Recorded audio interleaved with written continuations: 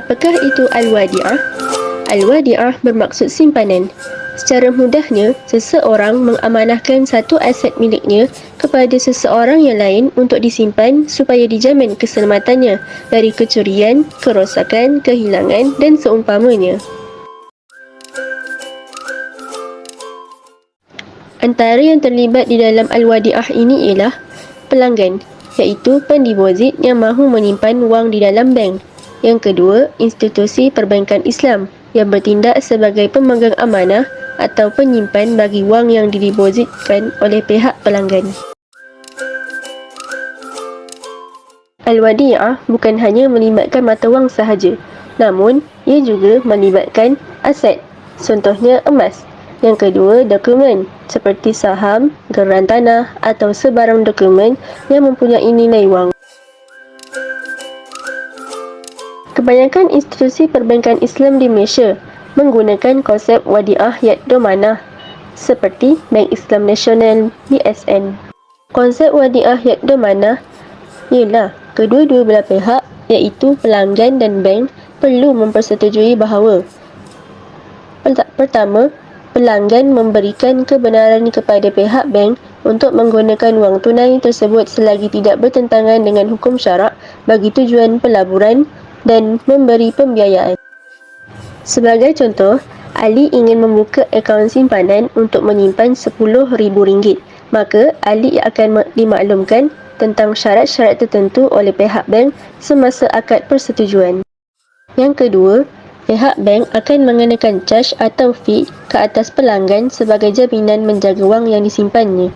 Sebagai contoh, untuk membuka akaun simpanan, Ali perlu membayar RM20,000 terlebih dahulu. Kebiasaannya, pihak bank akan menolak caj tersebut daripada wang tunai yang didepositkan oleh Ali. Yang ketiga, institusi perbankan Islam bertanggungjawab untuk memberi jaminan bahawa duit tersebut akan dipulangkan semula apabila diminta. Sebagai contoh, Ali mempunyai RM10,000 di dalam akaunnya. Apabila Ali ingin mengeluarkan wang simpanannya melalui mesin ATM atau kaunter di bank, maka pihak bank perlu ada tunai duit tersebut. Yang keempat, pihak bank atas budi bicaranya akan memberikan hibah atau hadiah dalam bentuk wang kepada pelanggan. Sebagai contoh, setelah Ali menyimpan RM10,000 di dalam akaunnya, maka pihak bank boleh memilih untuk memberikannya bonus sebanyak RM100 sebagai hibah. Objektif Al-Wadi'ah yang pertama, menjamin keselamatan harta benda yang dimiliki oleh seseorang. Yang kedua, mewujudkan sifat tolong-menolong di antara manusia. Yang ketiga, menanamkan sifat tanggungjawab dan amanah terhadap hak-hak orang lain. Apakah maksud Al-Mudharabah? Al-Mudharabah ialah Al-Qirad yang bermaksud pelaburan dan usaha sama, di mana akan melibatkan untung rugi bersama. Dalam institusi perbankan Islam, konteks pelaburan digunakan. Siapakah yang terlibat dalam Al-Mudharabah dalam perbankan Islam? Yang pertama, pelanggan merupakan pemilik modal dan pelabur yang akan melaburkan wangnya dalam akaun pelaburan. Yang kedua, institusi perbankan Islam pula bertindak sebagai pengusaha modal yang dilaburkan. Ia juga yang menawarkan perkhidmatan dalam urusan pelaburan tersebut. Jika pelanggan mempunyai perniagaannya sendiri, maka itu merupakan usaha atau kegiatan yang menjadi salah satu rukun dalam Al-Mudharabah. Bursa Malaysia menjadi pasar iaitu tempat menjual beli saham yang didagangkan, dan nisbah keuntungan atau dividen juga merupakan rukun Al-Mudharabah. Adakah modal Al-Mudharabah hanya melibatkan mata wang sahaja? Tidak. Pelaburan mudharabah juga boleh melibatkan harta fizikal seperti yang terkenal di Malaysia, iaitu pelaburan emas atau perak, pelaburan saham dan pelaburan hartanah. Bagaimanakah pelaburan dalam perbankan Islam masa kini?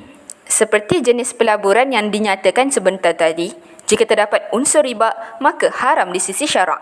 Jadi, sebagaimana semua urusan di bank dijalankan, kedua-dua belah pihak iaitu pelanggan dan institusi perbankan Islam perlu mempersetujui. Yang pertama, jenis akaun pelaburan yang pelanggan ingin buka.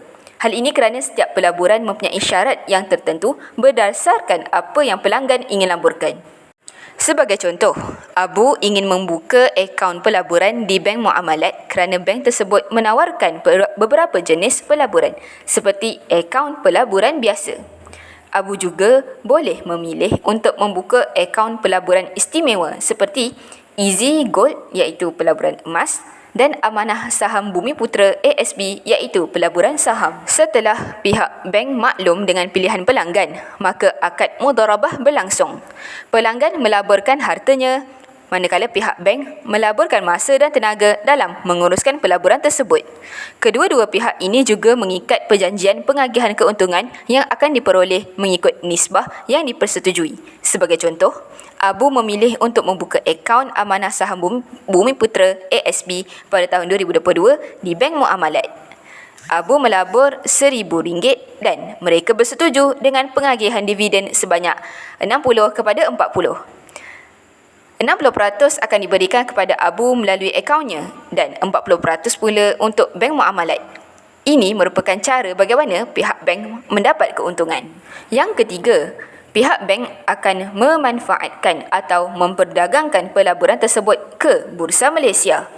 Yang keempat, dalam beberapa tempoh yang dipersetujui, kebiasaannya dalam tempoh setahun, dividen akan dikira dan direkodkan, kemudian dibahagikan mengikut nisbah yang dipersetujui. Sebagai contoh, pada akhir tahun 2022, Bank Muamalat akan mengira dan merekod jumlah agihan dividen sebanyak RM4.60 seunit. Kemudian, Bank Muamalat akan membahagikan dividen tersebut dengan nisbah 60 kepada 40. Akhir sekali, pelanggan berhak mendapat bonus daripada pihak bank. Sebagai contoh, setelah Abu menerima dividennya pada akhir tahun, Abu juga akan mendapat bonus sebanyak 50 sen seunit yang dilaburkan. Apakah manfaat al-mudharabah? Yang pertama, pihak bank menikmati peningkatan hasil semasa harga pasaran saham meningkat. Yang kedua, walaupun untung sedikit pun tetap akan dibahagikan dengan nisbah yang ditetapkan.